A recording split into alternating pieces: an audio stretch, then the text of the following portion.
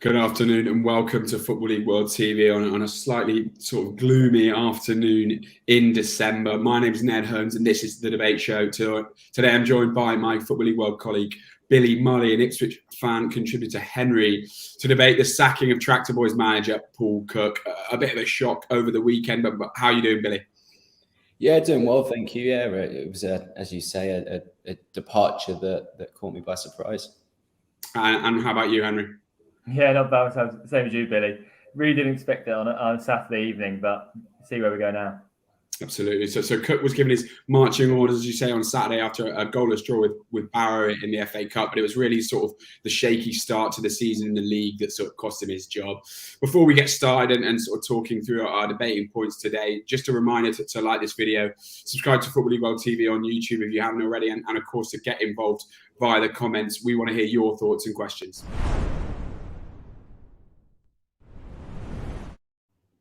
We'll get into it then.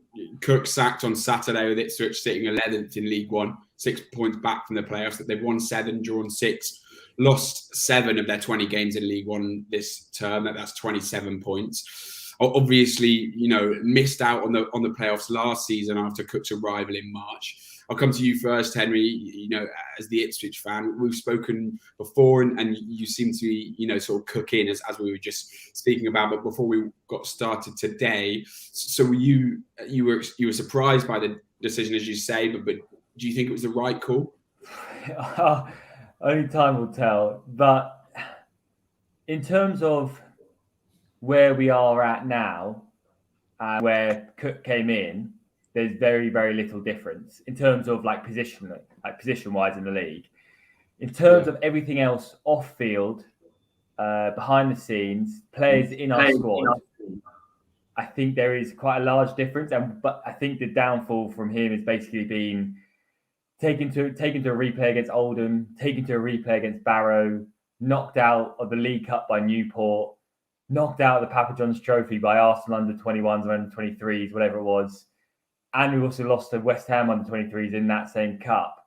And then I think the performances against Rotherham, the 2-0 loss, worst game I've seen under Cook, which is quite sad. Even the 5-2 loss against Bolton, I enjoyed far more than that. And then even the Crew 2-1 win, people were booing the team off the pitch, which I didn't enjoy at all, because a win's a win, and no matter how you get them, you always want him for the win. But I think the goals have dried up. The performances were starting to go downhill a bit. But the stark contrast of when we beat Wycombe 4-1 away, when we beat Portsmouth 4-0 away, it's the stark contrast. But it seems maybe it's coming into an era of Ipswich Town era of quite ruthless in terms of if it's not happening, performances aren't there, results aren't there as well as the performances, your time's done. But yeah, it was a massive shock, basically, Ned. Yeah, definitely. Absolutely. You touched on sort of the ruthlessness or what it shows about the new sort of Ipswich owners, obviously took over earlier this year, but we'll sort of stay on that decision. Coming to you, Billy. Cook's tenure at Ipswich, 44 matches, 14 wins, 15 draws, 15 losses, 62 goals scored, 61 conceded. That reads of a mediocrity, really, and a mediocrity that I guess you wouldn't want to see from a manager who has got such a great record at this level in terms of promotions, and also a manager that was backed so significantly in the summer. Coming to you, Billy, what's your take on the situation? Yeah, as you say, I think a big part of this is a lack of consistency. As you were reading numbers out there, it points to mediocrity. You think of how they've invested and sort of the sheer number of arrivals they saw. It was a big overhaul in the summer, brought some really, really good players in. And as we said before, Paul Cook, what he'd done with Wigan, what he's done in the past in terms of his managerial career, I thought it was a winning combination. But it just seems that he hasn't been able to find that. And this lack of consistency factor can be seen in this season as well. If you think about the start was 3 points from the first 6. And then that revival period, and it seemed that Ipswich had turned a corner. And as we spoke a lot about on Football League World, we thought it would take a while for things to gel. When you've got 19 new players coming in, it's always going to take a while. And especially as they were recruiting late into the window as well. It wasn't as if they'd done a lot of business early doors. It was sort of a sustained effort. So I think once 17 points from 8 hit, I think quite a lot of people would have expected that to continue. But then 5 points from the next 6, it just shows that lack of consistency again. And whilst some players have enjoyed good starts to the season, I think Wes Burns has been a brilliant addition. I'm not sure what Henry thinks, but from the outside looking in, it seems that he has a stormer every game when he's been available. Corley Bonn as well, in terms of how he started scoring. I know goals have dried up, but then they've got options sort of like Joe Pigott coming in, Chaplin as well. He's another very good player in my eyes. So I think for a prospective manager coming in, there's a lot of attractive things looking at Ipswich. They've got a brilliant squad. They've got a sort of a board and ownership that will back them.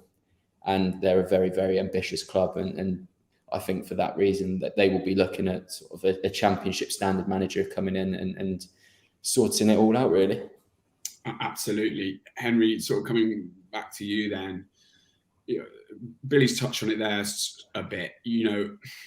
This mass squad turnover in the summer, I think it was 19 new signings arriving.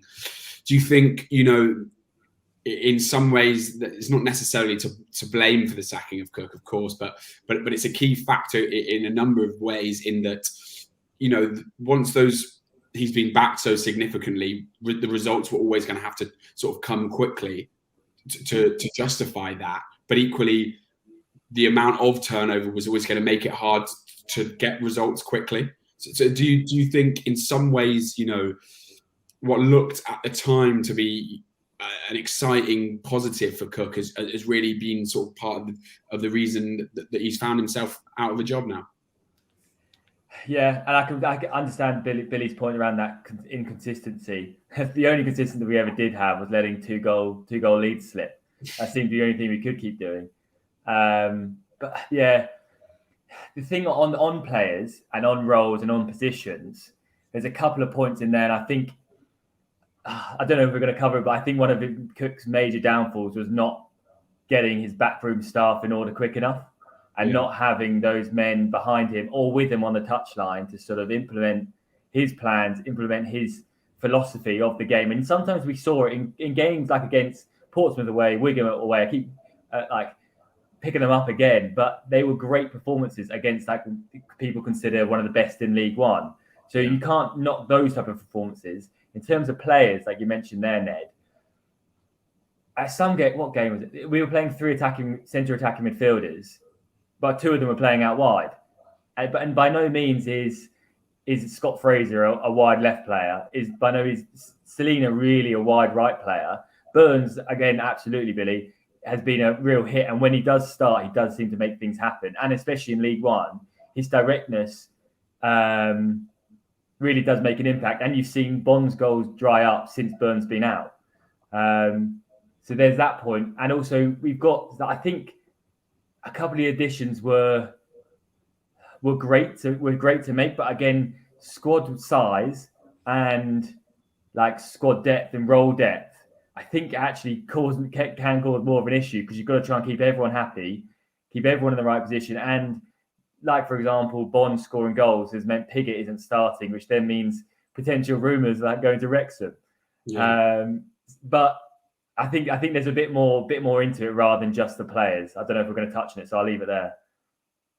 Yeah, I mean, Billy, that's obviously a sort of the insider in the sense of the Ipswich fan who obviously watched a lot of games. For you, obviously watched a lot of games Football League World and as a fan of the EFL, do you think the timing wise, I think there was surprise according to the Guardian, amongst the players that it come this early. I think as we've said, we're all surprised. But do you think it's sort of an important decision that if he had, as Mark Ashland suggested, sort of lost the unanimous faith of the club hierarchy, that now was the time to make a decision ahead of that January window, ahead of that busy Christmas period, and because they're not too far adrift? It's an interesting one when it comes to timing, because I think just looking at how the players have reacted, I think you can tell that there's obviously it was unexpected, but at the same time they respected him a lot as a manager and the process that they're going through. I think that's the message that came across. And I know social media, you can sort of mask how you feel, but I think that the sheer amount of players and the sort of collective response made it seem that they did trust the process. And even though these inconsistencies have been creeping in, sort of the overall process was something that the players believed in and something that was going accordingly, really. I think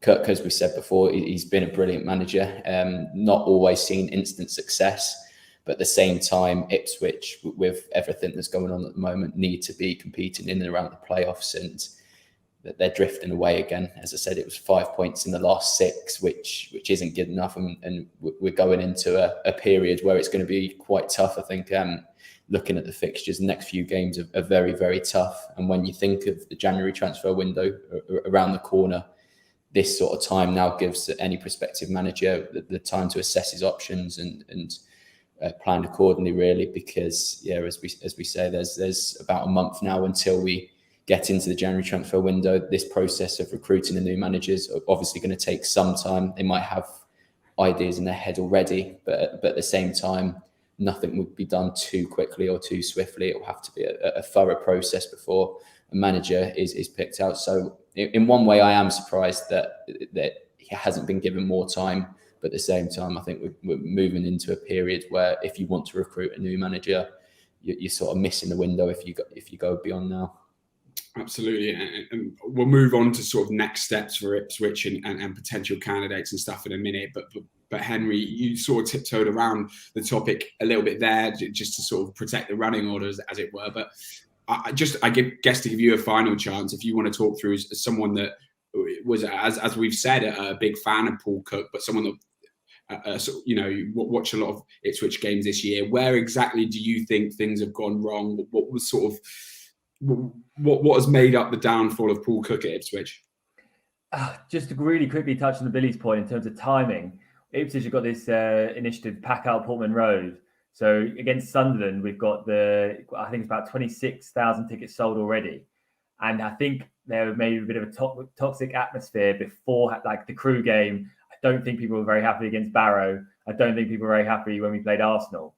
And I don't think the American owners coming over for the first time, want to come to a stadium where fans aren't very happy about what they're seeing and what has been happening. And I think that might, like in terms of momentum, I think this is a little stopgap and then excitement about who's going to come in next. I think that will really add to sort of the entertainment value of this next sort of Pack Out Portman Road initiative. So I think timing, again, to add to Billy's point, I think this definitely does sort of align to that. Where it went wrong, Ned, again, Liam Richardson not coming across. I think that was one of the biggest things that sometimes it's a bit easy to say that's the only reason why it failed, because it absolutely was not the only reason why it failed. I think it was a factor towards it. His success at Wigan probably hasn't helped people think that as well. His success at Portsmouth, Wigan, they're both together, and they sort of that touchline ally or that training ground ally. I mentioned it when Morsey came across. Morsey was his on the pitch ally. And on the training ground. But again, you need more than just one. You've got to have sort of a whole team, a whole camaraderie of it all. On top of that, the pressure on Cook's shoulders in terms of specialists in each area. We saw some coaches, I think Francis Jeffers was a defensive coach, or like, and nobody, I don't think he ever defended once in his career. I don't know why they've given him that role. So there was a lot of pressure on his shoulders and on his staff shoulders. And again, sometimes it was like one of Roberts' first times in like first team management or first team coaching, same as Jeffers, same as a couple of other guys behind the scenes. It's their first time in this coaching role and aspect. And I think that in terms of backroom staff, I don't think he quite got it right. On the pitch and like behind the scenes, in terms of tactical decisions, this is a bit of an issue in terms of Ipswich fans debating themselves. No plan B. That people were really getting focused on Cook's obsession with playing 4-2-3-1. And again, you could sit either side of the camp saying whether he's got a belief in his system and he wants to play that, or whether his stubbornness led to his downfall as well. But maybe not just that, his inflexible attitude in-game management, I think is where it really lacked. And I think there's some aspects you can see. The Rotherham game, Paul Warne's Rotherham played us off the park. Crew changed the way they played against us, and they looked more of a threat. Arsenal under 23s had Jack Wilshere with an iPad on the sideline looking at the in-game analysis and changing stuff as it happened. Whereas I think again, you can say it's a belief in your idea and your philosophy, and this is what we're going to do, and this is how we're going to succeed. But I think that stubbornness, if it doesn't work, it does come across as a lack of plan B, essentially. And then the final point is playing people out of position. Like you said right at the start, someone coming in is going to have a lot of good players at his or her disposal. So not getting results with people like Selina, with people like Bond, with Piggott, with Edmondson, with Morsey, with Evans in your side, with Walton in goal, like all these championship experience, not getting results, I think is you sign those high caliber players and you expect high caliber results, and that's not what we were getting. So I think it's a sort of 3-part reason for failure. But like I said, I was a massive Cook fan, and I like what he said on and off the pitch, and I like what he said in terms about drive, determination, endeavour. I really like that aspect, and I think other people really liked it. It was just a shame to see the results not go with it. Absolutely. And well, finally then, Henry, just before we move on to sort of potential replacements and looking ahead, right now, to you, does it seem the right decision, or is it going to be one that's sort of justified by how the club move forward? I think the latter, to your point. I think it will be justified by in terms of how they move forward. If they go and replace with a like for like, I can't see many people getting on board with that. Whoever the next becomes next can't be called Paul, basically. But yeah, no, I think it really depends on how they go forward in terms of what they appoint. But again, I imagine we're going to be discussing that in a second. So yeah, I think it will depend on that. Absolutely. And what about you, Billy? You know, from the outside, a sort of more neutral sort of verdict on it. Do you think now is the right time? Was it right for Ipswich to sack Paul Cook this weekend? It's a difficult one, yeah. I feel like I'm having the same amount of trouble as Henry to answer that question. But yeah, I do in terms of preparing the squad best for what remains of the season. At the same time, I feel that maybe he should have been afforded a little bit more time. But yeah, as I said before, I think that eats into his to whoever comes into their time and trying to not revive the club, because it's not as bad as needing a revival, but trying to boost the club back into the direction where they should be. Absolutely. Well, next we're going to move on to sort of a few other topics, including potential replacements. But just a reminder, of course, to send your comments in. We want to know, first of all, whether you think it was right for Ipswich to sack Paul Cook. Where did it go wrong, and who do you think should replace him? Before we get on to that topic of potential replacements, Henry, I just wanted to sort of pick your brain on a fan's perspective on what this tells us about the ownership, really. I guess once Mark Ashton came in the summer and that raft of signings, it was sort of a signifier that, you know, this lot, they mean business in terms of certainly giving Paul Cook, you thought, all the tools that might be needed. But does this now show us that they're really going to be more on the sort of line of a ruthless owner that's ready to pull the trigger, rather than someone that's sort of going to the side of patience? Yeah, and I think it does. I think this is a clear example of that happening. In terms of, do I like that? Results will say, if it goes well, then absolutely love it. But if not, it's circumstances, and again, it's a family orientated club. It's like it's a community feel. Under Burley, when we got promoted back to the Prem, he had a terrible start, and I think like Robson and Alf Rams back in the day, I don't think they started fantastically. But where we are right now is very different in comparison to where they were, and where even Burley was, which is a bit closer to our time now. I think it does show lack of that ruthlessness, and I think the performances were all well and good, and there's all where we're not getting the consistency on the pitch. Unfortunately, the buck falls. It should really fall with the players, because they're the ones doing it on the pitch. But then they're the most valuable people in the club, so you can't really get rid of them. So the next person to get rid of to change something is the manager. And unfortunately, Cook was that, which is a shame. But again, like you said, going forward with positivity, let's hope they sort of are backed again, but also backed by the fans. So yeah. Absolutely. Billy, Ipswich announced today that Paul McGreal's been named as interim boss. He'll certainly take the Charlton game on Tuesday. Do you see him as someone that could be, I guess, play his way into the conversation for the permanent job, or do you think he's really just going to be that stopgap? I think it will definitely be. I think it will be a similar situation to Charlton, where he will be given a chance.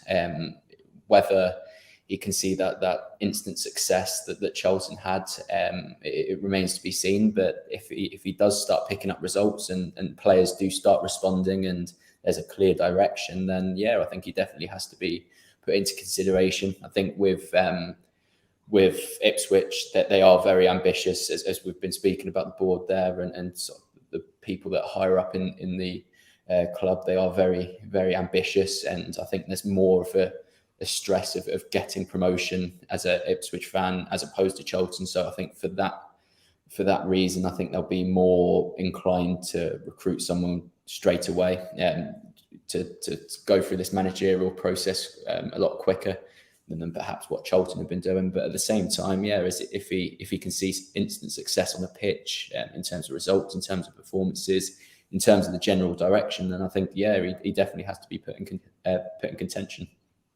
Absolutely. Henry, for you, and I guess you spoke briefly about, you wanting to see a change. It can't be, someone of the like of Paul Cook. So in that sense, do you think McGreal, if he was to get the job permanently, it might be met by sort of disappointment from fans and a feeling of a lack of ambition? That's again another tough one. Again, John McGreal is an ex-Ipswich player that everyone really, really liked.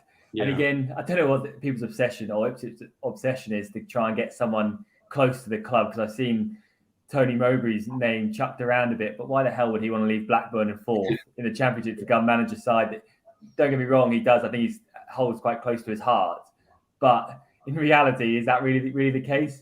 And again, like for Cook, you've got a lot of names being brandished around, because again, you've got the wealth and you've got the backing, but that doesn't mean that people still want to come. You can offer anyone X amount of money, it doesn't mean they want to come still. I think McGreal would be a not very popular decision, but again, if results like Johnny Jackson's become a real favourite with the Charlton fan base. So I think if results turn out, we win. We beat Charlton Tuesday, we beat Wigan Saturday, and then we go to pack out Portman Road and he's still the manager, we win there. He makes a big case for himself. Yeah. But I think it may be right now, I think it would seem as a lack. I think that he'd be one of the lower down on the options for Ipswich fans.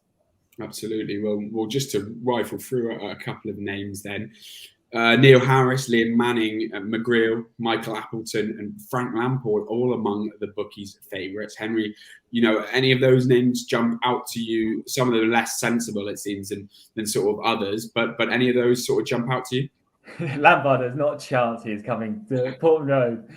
He was linked back in the day. I think before we got I think he was interviewed, I think, by Marcus Evans back in the day.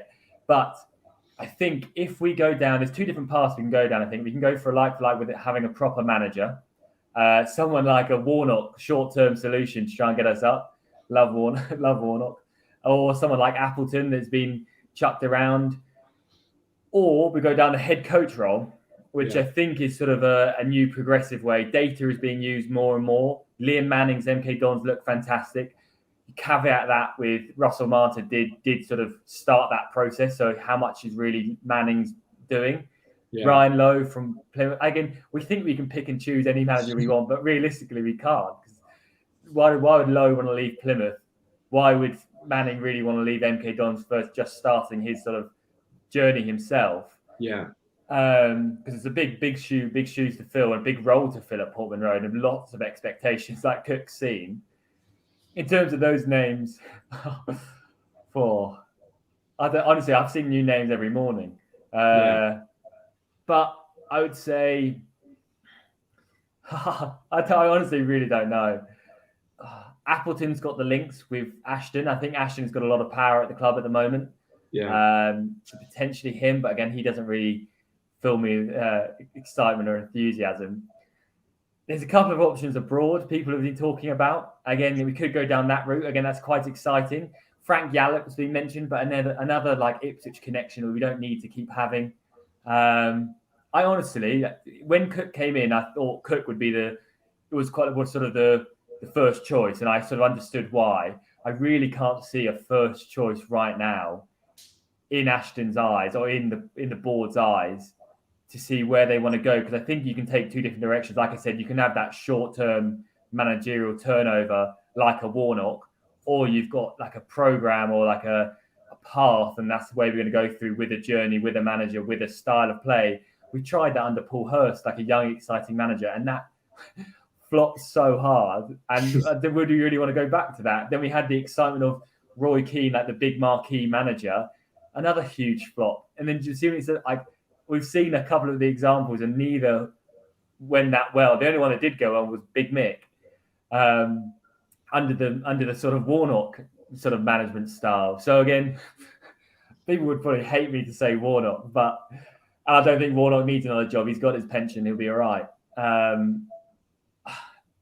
If I'd had to be pressed for an answer, I'd like to see a head coach. I'd like to see specialists and experts in certain areas of the pitch to develop those in, like I was saying, like a Manning, or like those guys, we've seen a couple of names abroad. I wouldn't want to try and pronounce their names, but those certain philosophies and teaching styles, and like emphasis on like how much a centre midfielder runs or how much a person is progressive with the ball. I think that needs to be used more at Ipswich. And I think the game changer owners, I think, might be down the same path. But again, these are lots of hypotheticals. I don't know how they think. So a head coach I'd like to see. I don't think I want to see another manager. I want to see a head coach and move that way.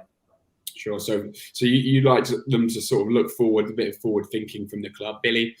Less. You're coming from a sort of a further away, as we've discussed. Is there any names that stand out to you? Can you, as Henry says, can you see sort of the new ownership wanting to be sort of contemporary with their hire, or do you think we might see a stopgap sort of Neil Warnock style appointment, as Henry suggested? I think, as Henry's alluding to there, it seems like an absolute lottery. There's all these different routes that they can go down, the tried and tested of the Neil Warnock type of manager. Obviously, a short-term vision that would be, and probably the option that would see most instant success, I imagine, in terms of this season, and then beyond, I'm not too sure. Then, as we say, Liam Manning and Ryan Lowe, two managers that have done really, really good work with their respective clubs. I think Plymouth have transformed into a mediocre League Two side into a really, really strong League One outfit that have played a lot of teams off the park this season. A really exciting brand of football, and really exciting manager who can go on to enjoy a really, really good managerial career. Liam Manning, as Henry was saying there, you don't know how much you can accredit MK Dons' his style to his coaching methods. Is it sort of Russell Martin and what he's done and just carried over? So that's one that I'm not too sure about. Then you've sort of got the sort of Barnsley-esque manager appointments, the ones that are from abroad but are still young and progressive managers that apply in their trade and getting that sort of that first job in England and seeing how that goes. Of course, that's brought a little bit of success for Barnsley, not so with Marcus Schott, but that would be an interesting avenue. And then looking even further down the pyramid, one name, I've written this down before, but I'm not too sure. I don't think this is perhaps Ipswich level, but maybe a side in sort of the lower parts of League One. But Boreham Wood manager Luke Garrard, he's been doing excellent work with Boreham Wood, converting them from a well, he took over 6 years ago, one of the youngest managers ever to take charge in England, and he's been doing a really good job in amongst a division of big hitters like Wrexham, Stockport and Boreham Wood with a low budget, consistently doing well. They're consistently outperforming expectations. You think of some of the players that are now playing championship football that have come through Garrett's guidance. I think he's a really exciting manager that could build up maybe to Ipswich level. Maybe needs a move in between. Thinking about Ipswich as well, they're a club that expect, let's say, instant success, but they expect direction. They expect something to start straight away. So I think in terms of that appointment, that would he'd maybe have to go through another club before a big League One championship move. But yeah, I think he's one to keep an eye on in the future. So he's, as I said before, I think it's a massive lottery as to where Ipswich go for here. A lot of managers will be linked. Some managers that are not even on the odds yet will probably start emerging soon, and it will just be loads and loads of names chucked into the hat, I'm sure. Absolutely. Well, it's certainly going to be interesting to watch, particularly as Henry touched upon with that tough run of fixtures coming up. Well, that's everything from us today on the debate show. Hopefully we've shed a bit more light into sort of the sacking of Paul Kirk, whether it was the right decision, what brought on his downfall and his sacking, as it were, and who we could see at the helm next. That's everything from us. But of course, please do hit like and subscribe to Football League One on YouTube. At 4 p.m, it's the EFL Transfer Zone with Sam Rourke, Adam Jones and Chris Gallagher. But for now, just to say thanks to Billy, thanks to Henry, and thanks everyone for watching.